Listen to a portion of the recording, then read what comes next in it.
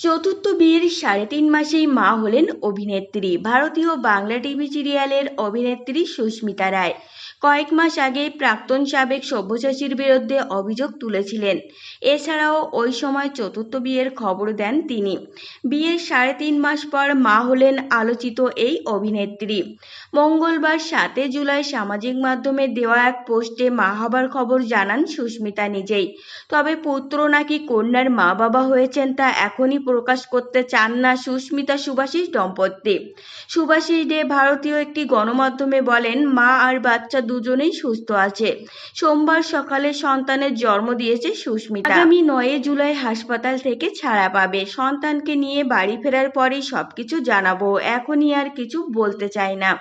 ১ জুলাই সুস্মিতা রায়ের জন্মদিন। গত বছর এই দিনে সুস্মিতাকে জন্মদিনের শুভেচ্ছা জানিয়ে বিবাহ বিচ্ছেদের ঘোষণা দেন তার তৃতীয় স্বামী সব্যসাচী চক্রবর্তী। এইদিকে চলতি বছরের ১৭ মার্চ রাতে তার চতুর্থ বিয়ে ও মা হতে যাওয়ার গুঞ্জন চাউর হয়। পরের দিন এই অভিনেত্রী জানান, গত ১৫ মার্চ ব্যবসায়ী শুভাশিসকে বিয়ে করেছেন, তবে অন্তঃসত্ত্বা হওয়ার বিষয়টি স্বীকার করেননি। অবশেষে সেই গুঞ্জনই বাস্তবে রূপ নিয়েছে। বিয়ের ৩.৫ মাস পর মা হয়ে অনেকের শুভেচ্ছা বার্তা পাচ্ছেন সুস্মিতা। তবে বিষয়টি নিয়ে দারুণ কটাক্ষের মুখেও পড়েছেন। কৃষ্ণকলি ধারাবাহিক নাটকে শ্যামার বৌদির চরিত্রে অভিনয় করে দর্শক হৃদয়ে জায়গা করে নেন সুস্মিতা। এরপর জগদ্ধাত্রী ধারাবাহিকে তার অভিনয় সবার নজর কাড়ে। তো ফ্রেন্ডস, এই ছিল আজকের ভিডিও।